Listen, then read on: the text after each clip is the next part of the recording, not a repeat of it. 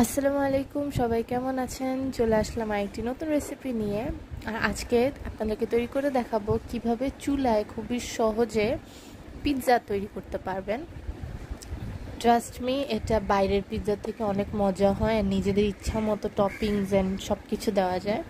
এটা তৈরি করার জন্য কুসুম গরম পানিতে 2 চামচ ইস্ট ভিজিয়ে রাখবো। ইস্টটা ভালো মানের নেবেন অবশ্যই, কারণ ইস্ট থেকেই আপনার খামিরটা কিন্তু ফুলবে। ইস্টটাকে 5 মিনিটের জন্য ঢেকে রাখার পরে এই যে ইস্টটা এভাবে ফুলে উঠেছে। এখন খামিরটা তৈরি করব। আমি 2টা বড় পিৎজা বানিয়েছি, সেই অনুযায়ী আমার ইনগ্রিডিয়েন্টসের পরিমাণটাও একটু বেশি।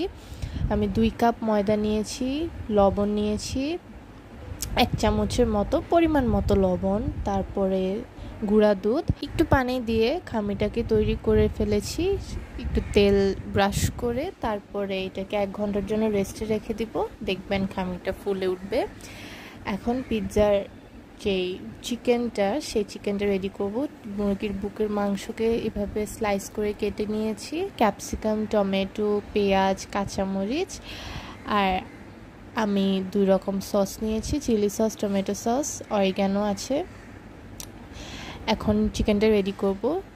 পেঁয়াজটাকে সটে করতে দিয়ে দিলাম। পেঁয়াজটা একটু ব্রাউন হয়ে আসলে দিয়ে দিব আদা বাটা, রসুন বাটা, তারপরে টমেটো। আমি কিন্তু টমেটোর বিচিটা ছাড়িয়ে নিয়েছি যাতে ওইটা বেশি সফট না হয়ে যায়। টমেটো অ্যাড করে দিলাম। তারপরে যে কেটে রাখা মুরগির বুকের মাংস ছিল সেটা দিয়ে দিচ্ছি। এই চিকেনটা কিন্তু আপনারা শুধু পিৎজার জন্য না, আপনারা ভাত দিয়েও খেতে পারবেন, বিকজ এই চিকেনটা এত ভালোভাবে কুক হয় আর এত মজা হয় এটার টেস্ট। আপনারা এমনিও বাসায় এই চিকেনের রেসিপিটা রান্না করে দেখতে পারেন। চিকেনটা দিয়ে দেওয়ার পরে এখন সামান্য পরিমাণ লবণ দিয়ে দিচ্ছি, পরিমাণ মতো লবণ, আর জিরা গুঁড়া দিয়ে দিব। এই চিকেনটা কিন্তু একটু সুইট আর একটু স্পাইসি হবে, তো এখানে আমি ঝালের জন্য দিয়ে দিচ্ছি লাল মরিচের গুঁড়ো। তারপরে কিন্তু এটাতে সসও যাবে, 2 রকম সস, টমেটো কেচাপ আর হচ্ছে চিলি সস, যেটা একটু সুইটনেস দিবে। আমি একটু চিনিও অ্যাড করব সুইটনেসের জন্য, এটা ব্যালেন্স রাখার জন্য আর কি, স্পাইসি অ্যান্ড সুইটনেসটা ব্যালেন্সড রাখার জন্য। এটা এমনিও খেতে এত মজা হয়। আমি আবারও বলছি, আপনারা পিৎজা না বানাইলেও আপনারা জাস্ট এই চিকেনটা কুক করে দেখবেন, এটা খুবই মজা হয়। আপনারা রুটি দিয়েও খেতে পারবেন এটা। এখন পরিমাণ মতো পানি অ্যাড করে এটাকে কিছুক্ষণের জন্য কুক হতে দিয়ে দিব। তারপরে যখন পানিটা শুকিয়ে যাবে তখনই আমাদের চিকেনটা রেডি।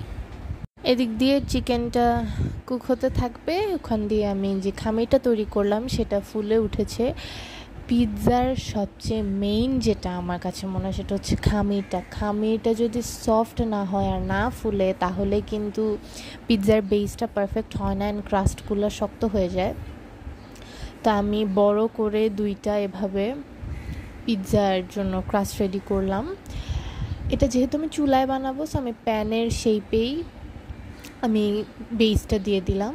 তারপরে উপরে টমেটো সস দিয়ে যে চিকেনটা রেডি করেছি সেটা দিলাম, এবং আপনাদের মন মতো এখন আপনারা টপিংস দিতে পারেন, ব্ল্যাক অলিভ, তারপরে মাশরুম, সুইট কর্ন, অনেকে পাইনাপেলও দেয়, যার যেটা ইচ্ছা সে সেটাই দিতে পারে। আমার ক্যাপসিকাম খুব পছন্দ, সো আমি পিৎজায় ক্যাপসিকাম তো মিস করি না। ক্যাপসিকাম, পেঁয়াজ, কাঁচামরিচ, টমেটো দিয়ে দিলাম। তারপরে ইচ্ছা মতো চিজ দিবেন, ইচ্ছা মতো চিজ, যাতে চিজটা মেল্ট হয়ে একদম চিজ পুলটা যাতে হয়। তারপরে আমি 20 থেকে 25 মিনিট যতক্ষণ লাগে আমি চুলায় এটা দিয়ে দিচ্ছি। চুলায় পিৎজা তৈরি করলে অবশ্যই এটা খেয়াল রাখবেন যে ফ্রাই প্যানে বা যে প্যানেই করেন না কেন তার নিচে একটা তাওয়া দিবেন, নাহলে পিৎজাটা নিচ দিয়ে পুড়ে যেতে পারে। আমি উপরে একটু অরিগ্যানো হার্বস দিয়ে দিয়েছি, অ্যান্ড দেখেন চিজটা কীভাবে মেল্ট হয়েছে, আর এটা এত মজা হয়েছে খেতে। আপনারা অবশ্যই এটা ট্রাই করবেন। ওভেনে তো অবশ্যই করা যায়, বাট সবার বাসায় ওভেন থাকে না দেখে আমি ইজি সিম্পল রেসিপিটি নিয়ে এসেছি। আপনাদের যদি আমার আজকের রেসিপিটি ভালো লেগে থাকে অবশ্যই আমার পেজে লাইক, কমেন্ট, শেয়ার করবেন, আমার ইউটিউব চ্যানেল সাবস্ক্রাইব করবেন। আজকের জন্য এতটুকুই। সবাই ভালো থাকবেন, সুস্থ থাকবেন। আল্লাহ হাফেজ।